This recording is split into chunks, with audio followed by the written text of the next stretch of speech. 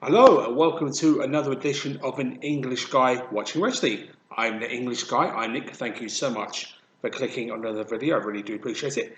In this one we're going to be covering the 20th of May 2021 edition of Impact Wrestling. And I just want to say I apologise for the lateness of the review. On Friday I had my first COVID jab, and of course those who've had their COVID jab know that some of the after effects are a bit weird. Mine have worn off, thankfully. I was a bit shaky, a bit tired, but then I realised it was a good idea not to do reviews when I was in that kind of condition. But much better now, I'm glad to say. Happy to do these reviews once again. So with that being said, we'll jump right into it. The opening matchup was between Rohit Raju and Jake Something, and it was a fun opening match, to be honest, and two very different size styles, shall we say. Jake Something is not a small guy; he's a very big guy against a very game Rohit Raju, and this was quite a good match. And Rohit Raju had Keira with him at ringside. To be completely honest with you, I knew this was going to be interference, and it was interference, shall we say. But this was actually quite a fun match. I enjoyed the way they worked this matchup, and Rohit Raju winning was something I kind of expected thanks to the outside interference. But I enjoyed this one for what it was, and with the very unique relationship between Rohit Raju and his accomplice, shall we say, it's been entertaining to watch, and I've enjoyed what Rohit Raju has been doing in Impact Wrestling since I've watched him, and this was no exception. And this was a fun opening matchup, and thumbs up to both of them for producing a fun opener. So good stuff. And next match we had Keira Hogan versus Tennille Dashwood. Now, of course, Keira Hogan at the Under Siege became a two-time Knockouts Tag Team Champion with her tag team partner Tasha Steelz. So for her to face Tennille Dashwood was interesting because Tennille Dashwood has had a kind of a unique relationship, shall we say, with Taylor Wilde since Taylor Wilde has returned to Impact Wrestling. And Taylor Wilde wants to change for the Impact Knockout Championship, not the Tag Team Championship like Tennille Dashwood does. And it's been quite fun to watch, to be completely honest with you. But I enjoyed this one. I liked how Tennille was trying to be face in this match, shall we say. And of course, Keira Hogan is fit as a heel. But Tennille Dashwood trying to be face was quite funny too. And I liked how they worked this matchup. It was a good Knockouts division match. And all year long, the Knockouts division has been fantastic. This was no different. So thumbs up to both ladies for producing entertaining stuff. I enjoyed this one. And this match was VSK versus PT Williams. And this was a very good match. PT Williams, as you know, is synonymous with one particular move that pretty much every single wrestler has used at least once or twice in their careers, the Canadian Destroyer, or as it's called, the Destroyer somewhere else. Excuse me. But this was actually a good match to be honest. VSK is, I've seen before, and not just in Impact Wrestling, but elsewhere, he's actually very good. And this was a fun match to be honest. And it was good to see PT Williams, an X Division legend, I'm going to say at this point, because he's done so much.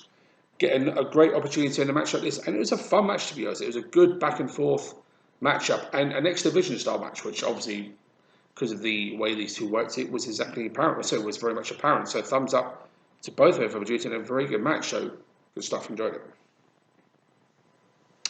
And next match was Jordynne Grace versus Rachel Ellering. Now, of course, Rachel and Jordynne lost the Knockout Tag Team titles at Under Siege. And Jordynne Grace has been a bit of a losing streak as of late. And of course, that has been apparent for what he's been doing, so for what they've been doing, shall we say. And I think, honestly, it's been entertaining. And even though Jordynne Grace lost this one, I think she needed to get the match, shall we say, out of her system. And it's been fun to watch, to be completely honest with you. And again, just a good, fun example of what the Knockouts division is all about. I enjoyed it. And a good, fun match from both women. And Rachel Ellering winning was the right call. And as I say, not very often do you see Jordynne Grace facing an opponent equal strength to her, but Rachel Ellering is one of them. So there we go. So can't fault that. Thumbs up. And then it came to the main event. Well, kind of, but we'll get to that in a minute. The Impact World Tag Team titles, Ace Austin and Madman Fulton versus Finch. Now, of course, Austin and Fulton won their #1 contenders match out on the Siege to face the Tag Team Champions Finch.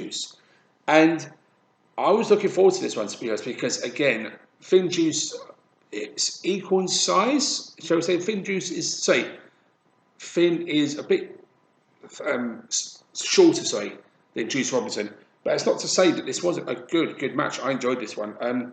This was a very good example of what the tag team division is all about as of late, and it's been going from strength to strength to strength. And Finn Juice retaining was, I think, the right call because this was a very good tag match. To be fair, I thought, Ace Austin was an X Division star, which he is.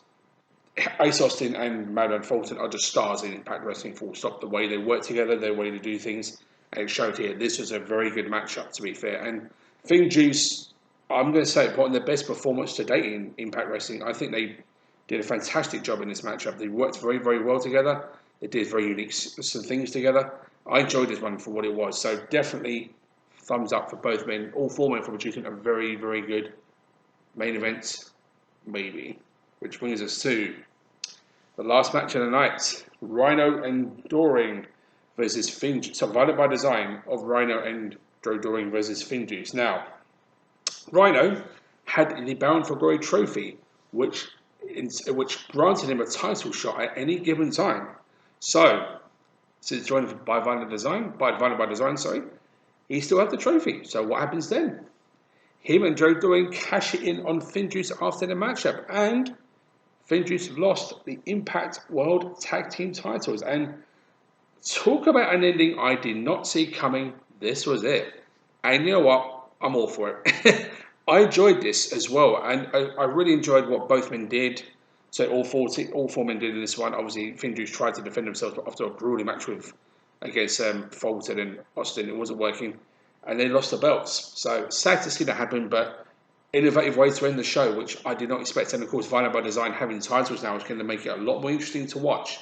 So watch this space, shall we say. Impact Wrestling has been entertaining all year long, and unexpected stuff like this has made it even more entertaining. So I'm all for it.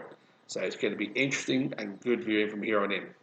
And on that positive note, I will end the review here. Thank you all so much for watching. I will see everyone next time. But until that time, take care.